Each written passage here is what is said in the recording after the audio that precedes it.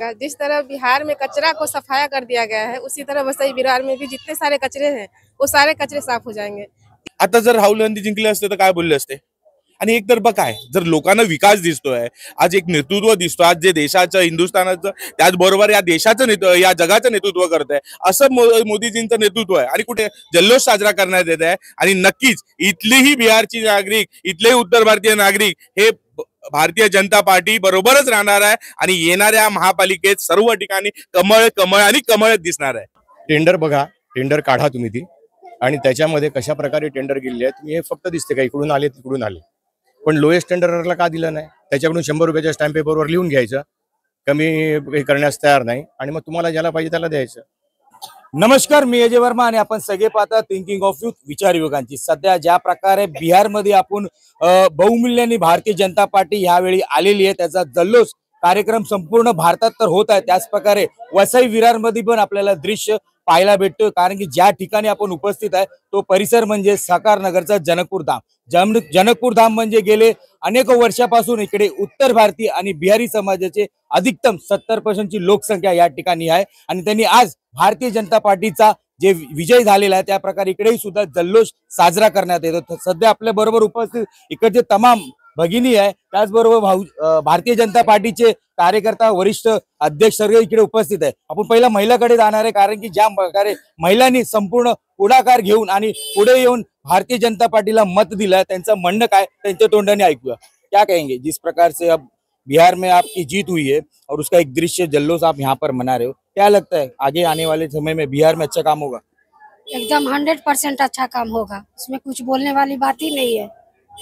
जिस प्रकार से अब की सत्ता आ चुकी है और आने वाले समय में चुनाव का दृश्य देखा जा रहा है, तो आप सभी महिलाएं क्या करोगी आने वाले समय में, किस प्रकार से आगे सक्षम? इधर भी काम करेंगे, जहाँ जहाँ जो भी काम है वो भी हम महिला लोग निकल के काम करेंगे। महिला लोग काम हाँ, बघितलं ज्या प्रकारे महिलांचं म्हणणं आहे, काम आम्ही नक्कीच करणार आहे. अजून महिला आहे, क्या कहेंगे दीदी, जिस प्रकार से जीत हुई है यहाँ पर अभी परिवर्तन दिखाई देगा? जी जरूर दिखाई देगा। जिस तरह बिहार में कचरा को सफाया कर दिया गया है, उसी तरह वसई विरार में भी जितने सारे कचरे हैं वो सारे कचरे साफ हो जाएंगे। 30 साल बाद बीजेपी की सरकार हुई है और धीरे धीरे 2 साल भी नहीं हुआ है अभी तक, और इतना परिवर्तन हुआ है। अभी तो 3 साल बाकी है, 5 साल होते होते मतलब जितने भी कचरा रहेगा सारा साफ हो जाएगा। आप भी बिहार से बिलोंग करते हो? जी जी, मैं भी 10,000 रुपये अकाउंट में आया? नहीं, मेरे अकाउंट में नहीं आया है क्योंकि मैं यहाँ पे रहती हूँ। अच्छा, आप गए नहीं इसके लिए? जरूरी नहीं है कि मेरे अकाउंट में 10,000 आएगा तभी मैं तारीफ उसकी उनकी कर रही हूँ, ऐसा नहीं है। जो सरकार कर रही है वो देख के ही जनता वोट दी है। मतलब बिहार में परिवर्तन होगा? जी जरूर परिवर्तन होगा। बिहार में कभी मकई के खेत में जाके देखिए आप, घर घर नल लगा हुआ है हर जगह। कितने सारे, कोई खेत में कितना लोग बाव करते थे अनाज, वो सारे जानवरों खा जाते थे, लेकिन लाइट लगा है, बिजली आई है, पानी की सुविधा मिली है। लोग तो पानी पटा पटा के, जब बारिश नहीं होता था तो किसान परेशान हो जाते थे। तो बिहार में भी जिस प्रकार जीत हुई है, अभी वसई विरार में भी अभी झांकी बाकी है। जिस प्रकार से आपके सभी कार्यकर्ताओं के माध्यम से पोस्ट चल रहा है कि वसई विरार अभी बाकी है, क्योंकि बिहार एक झांकी है। जी जरूर बाकी है, वसई विरार अभी बाकी है, बिहार तो बस झांकी थी। तो इसमें जरूर जीत होगी, 100% होगी, और उससे कई गुना ज्यादा होगी, क्योंकि जनता देख रही है, जनता के पास आंख है। महिला अतिशय उत्साहित आहे, कारण की ज्या प्रकारे वसई विरार मध्ये पण आता गेल्या वर्षीप्रमाणे ह्या वर्षी परिवर्तन झालेलं आहे आणि एक लहर इकडे पण सुद्धा दिसत आहे. अजून महिला त्यांच्याशी बोलण्याचा प्रयत्न करू. क्या कहेंगे दीदी, अभी इस बार का माहौल कैसा रहेगा? बहुत अच्छा रहेगा, हमारी पार्टी जीती है, खुशी तो मिलेगी ही ना।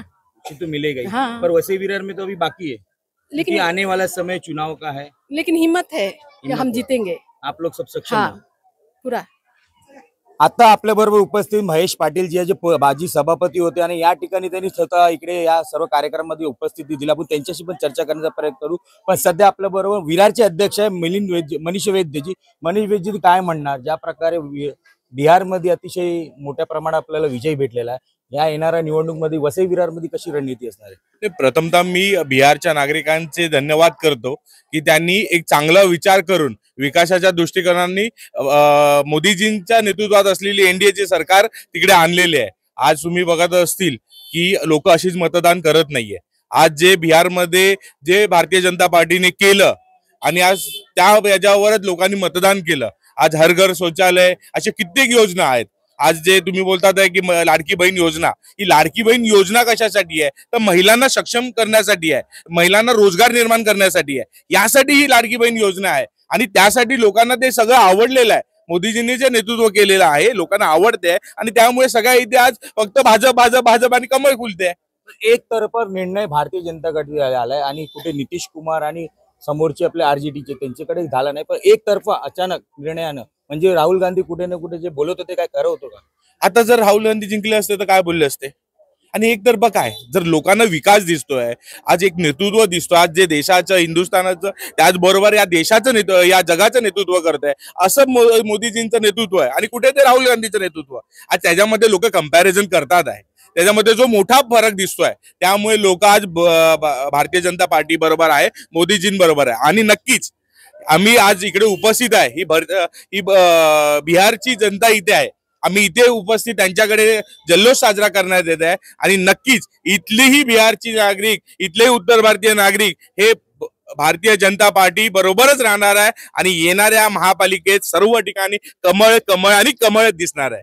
कमळ कमळ कमळ आणि कमळच दिसणार आहे ते येणाऱ्या टाइमच सांगेल. तर सध्या आता आपल्या बरोबर महेश पाटील जे महेश पाटील जी काय सांगणार, आताचे आमदार राजन नाईक जी आले नाही, तुम्ही बोलत आणि राजन नाईक जी आले नाही म्हणजे वेस्टला तिकडे थोडं ट्रॅफिक होतं आणि 4 ॲम्ब्युलन्स पण अडकल्या होत्या आणि त्यांना जवळजवळ एकाच ठिकाणी पाऊण तास गेला, त्याच्यामुळे ते येऊ शकले नाही.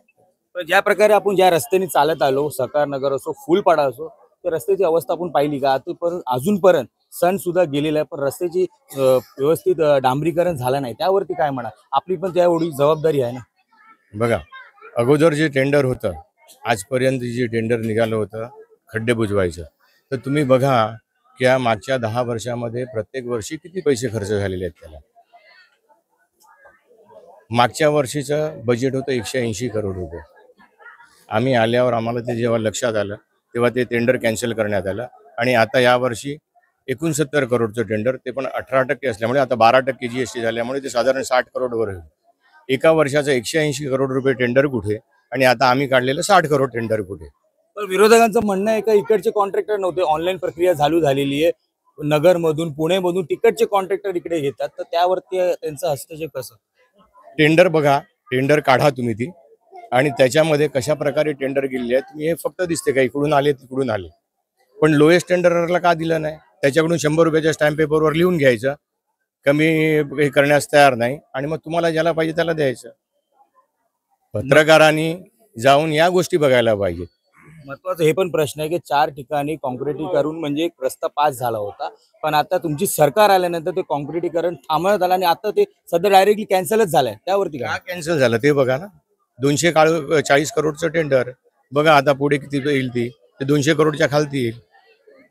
का झालं ते बघा. पुढे कशा प्रकारे त्याचा पूर्ण खर्च आता हा जो कॉर्पोरेशन खर्च करणार होती तो खर्च पूर्ण आता MMRD करते. ते सगळे रोड्स जे कॉन्क्रीट करायचे आहेत ते MMRD कडे आपण ट्रान्सफर करतो. MMRD त्याचा खर्च करणार आहे, आपला त्याच्यामध्ये कोणताही सहभाग असणार नाही.